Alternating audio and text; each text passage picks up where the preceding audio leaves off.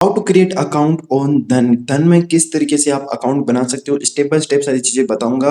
और मेरे बहुत सारे मेरे भाई है वो कमेंट कर रहे हैं कि हमें बैंक स्टेटमेंट में प्रॉब्लम आ रही है, क्योंकि जिन्होंने भी जिनकी एज 17 से लेके मतलब 18 से लेकर 21 के बीच में है, तो उनकी जो ट्रांजेक्शन है स्टेटमेंट है वो 10,000 से कम है ना, तो उनको काफी ज्यादा दिक्कत आ रही है। तो मैं इस वीडियो के अंदर है वो भी कवर करूंगा और बताऊंगा उसका सॉल्यूशन क्या है। तो सबसे पहले देखो, आपको धन को है वो डाउनलोड कर लेना है। बहुत सारे यूट्यूबर्स है वो धन का यूज करते हैं और इसका जो इंटरफेस है ना वो काफी ज्यादा तगड़ा है, थोड़ा जीरोधा से भी थोड़ा मेरे को बेटर लगा।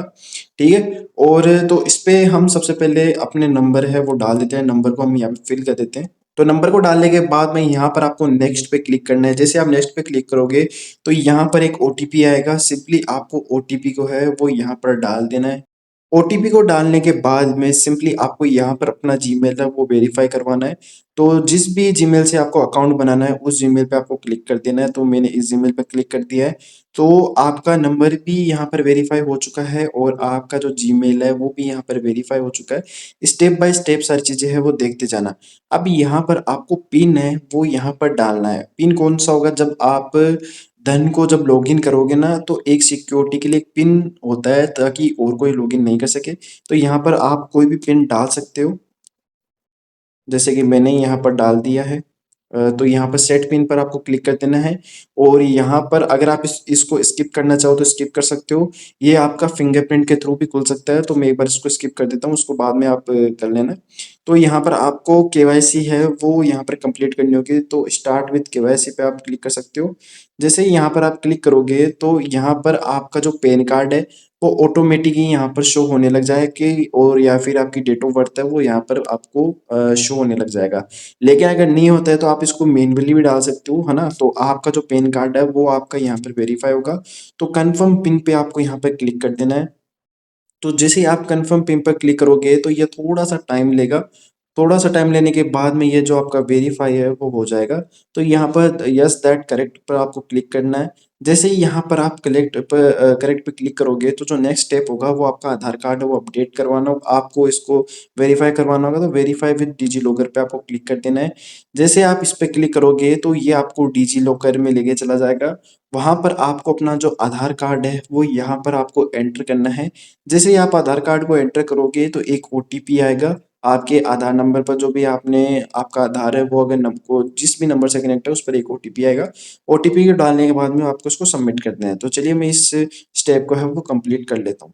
ओटीपी डालने के बाद में ये डिजी लॉकर से ऑटोमेटिक वो वेरीफाई कर लेगा। थोड़ी देर वेट करने के बाद में आपको दोबारा अपना पैन कार्ड है वो अपलोड करना पड़ेगा। अब देखो कई बार है वो पैन कार्ड अपलोड करने के लिए बोल भी देता है और कई बार ये स्टेप वो स्किप भी हो जाती है। ठीक है, क्योंकि हमने पहले भी पैन कार्ड डाला था और अभी भी पैन कार्ड डाल रहे हैं, तो कभी कभी ये आगे पीछे हो जाता है, तो उसकी कोई टेंशन नहीं है, आप वीडियो को आगे पीछे करके देख सकते हो। ठीक है, तो अपलोड करना है। ठीक है, और आप यहाँ से कैमरे के थ्रू भी आप डायरेक्ट डाल सकते हैं। इसके बाद में आएगा आपकी कुछ आपसे कुछ इन्फॉर्मेशन ली जाएगी, जैसे आप मैरिड हो अनमेरिड हो, आपकी एनुअल इनकम कितनी है। तो आप उस हिसाब से चीजें वो सेलेक्ट करते जाना। जैसे कि यहाँ पर अगर आप अनमेरिड हो या मैरिड हो तो मैरिड को सेलेक्ट कर लो। अगर आपकी 1 लाख से कम सैलरी है तो यहाँ पर आप 1 लाख से कम कर सकते हो। ठीक है, अब जो तीसरी है वो आपका प्रोफेशन पूछ रहा है कि आप बिजनेस करते हो, हाउसवाइफ हो या फिर पब्लिक सेक्टर किस में का हो या स्टूडेंट हो। ठीक है, तो मैं एक स्टूडेंट हूँ तो मैं स्टूडेंट पे क्लिक कर दूंगा। और आपसे ट्रेडिंग का एक्सपीरियंस भी मांगेगा तो आप डाल सकते हो 1 to 5 ईयर है। ठीक है, इसमें डाल सकते हो। अब इसमें आता है कमोडिटी ट्रेड क्लासिफिकेशन में। अब इसमें कौन सा क्लिक करना है, अदर रिटेल ट्रेडर या वैल्यू चेन पार्टिसिपेट, इन दोनों में से किस पे क्लिक करना है। तो आपको रिटेल ट्रेडर पे क्लिक करना है। जैसे आप रिटेल ट्रेडर पे क्लिक करोगे तो जो लास्ट में अब इसमें फंडामेंटल सेंटिमेंट फ्रीक्वेंसी ये क्या होता है। आपको अगर इसमें क्या होता है, सेबी ने नया रूल लाया है कि जो फंड आप यूज नहीं कर रहे हो बहुत दिनों तक और आपके डीमेट अकाउंट में वैसे ही पड़ा है, तो मंथ अगर आप मंथली चूज करते हो तो वो फंड है वो ऑटोमेटिक ही आपके अकाउंट में आ जाएगा, बैंक अकाउंट में। अगर आप क्वार्टरली सेलेक्ट करते हो तो वो 6 महीने से आएगा। ठीक है, तो मैं इसको क्वार्टरली पे क्लिक कर देता हूँ।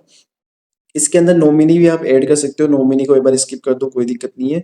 और आप इसमें कौन कौन से सेगमेंट को ओपन करवाना चाहते हो, ऑल सेगमेंट पे आप क्लिक कर देना। ठीक है, क्योंकि एफएनओ सारे सेक्शन है वो एक साथ में ओपन हो जाएगा, क्योंकि बाद में आप दोबारा आपको केवाईसी ये सारी चीजें करनी पड़ेगी। तो इस पे आपको क्लिक कर देना है और यहाँ पर इंडियन सिटीजन सब पर टिक कर देना है। ग्रीन टिक करने के बाद में आपको नेक्स्ट पे है वो क्लिक कर देना है। जैसे आप नेक्स्ट पे क्लिक करोगे तो अब इसके अंदर मेरे भाइयों को बहुत ज्यादा दिक्कत आ रही है, क्योंकि ये जो ऑटोमेटिक वाला है ना सिस्टम, ये अभी आया है, पहले नहीं था, अभी आया है। अब इस पे जैसे आप इस पे क्लिक करोगे ना तो ये ऑटोमेटिक ही है वो आपके बैंक अकाउंट को वेरीफाई कर लेगा, ठीक है। और उसकी जो स्टेटमेंट है वो ऑटोमेटिक निकाल लेगा। अब जिन भी मेरे भाइयों की ट्रांजेक्शन है वो 10,000 रुपये से कम है 6 महीने के अंदर, तो ये उसको है रिजेक्ट कर देगा। आप इसको मैन्युअली भी डाल सकते हो और वैसे इसको ऑटो पर भी क्लिक कर सकते हो।